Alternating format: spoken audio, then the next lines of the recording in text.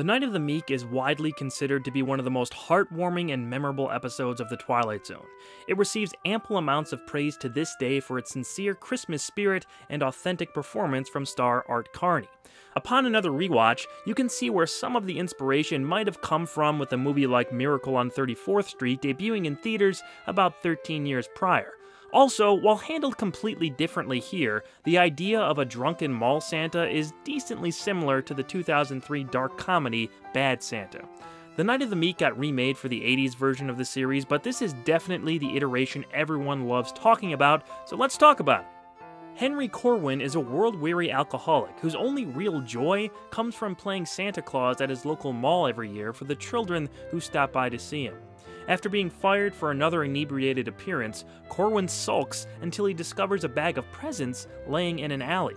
He starts handing out its contents to people in the neighborhood and sees that every gift given is exactly what the person wants most for Christmas.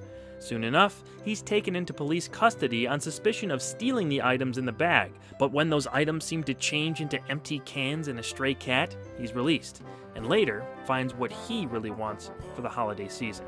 Jack Smite returned to direct the third of his 4 episodes and his second in the videotape format. While one of the better, if not the best, of the 6 episodes produced this way for budgetary reasons, the videotaped production gives The Night of the Meek a distinct look from the rest of the series, which was shot on film. While shooting this way was a hindrance for most of the other 5 episodes, it didn't affect the overall quality of this one. In fact, within the commentaries on the Blu-ray set, a few people mentioned that it might have actually helped this story.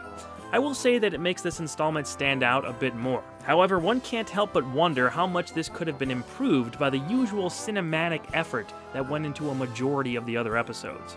Supposedly, this script was written because Rod Serling wanted to see Art Carney play Santa Claus. Known mostly at the time for his run on the 1950s TV series The Honeymooners and The Jackie Gleason Show, Carney brought a real genuine quality to his performance as Henry Corwin. He's a believable drunk, but there's so much more going on under the surface with this character.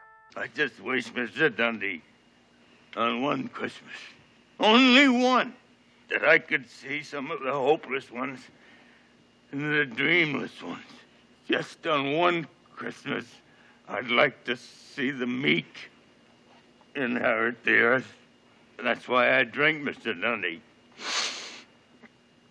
And that's why I weep. There's no question how great Carney is in the role.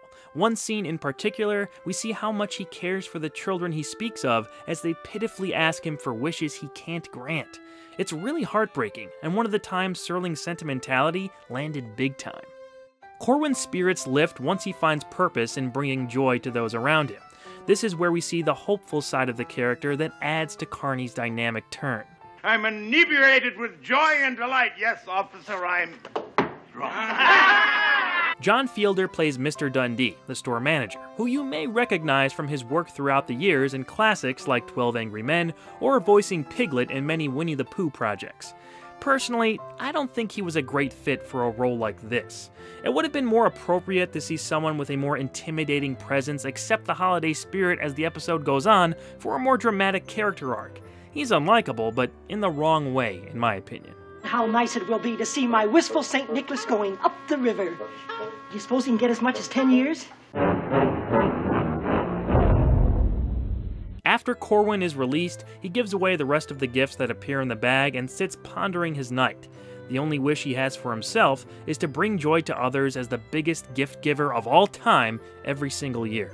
Moments later, he finds a sleigh with 8 reindeer attached. An elf pops out informing him that they have a lot of hard work to do to get ready for next Christmas.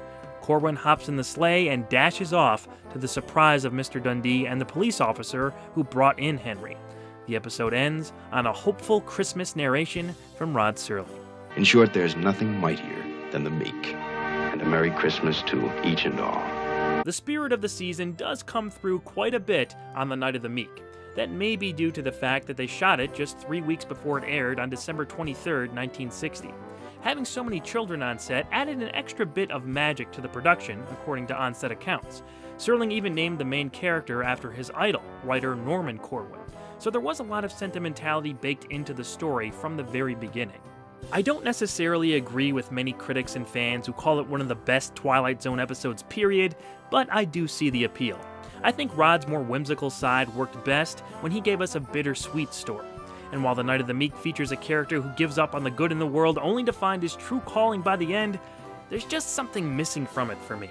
Maybe I need to watch it again around Christmas to really feel that attachment, but regardless, it is a recommendation on principle, because everyone deserves to feel the Christmas/holiday spirit, even in the Twilight Zone.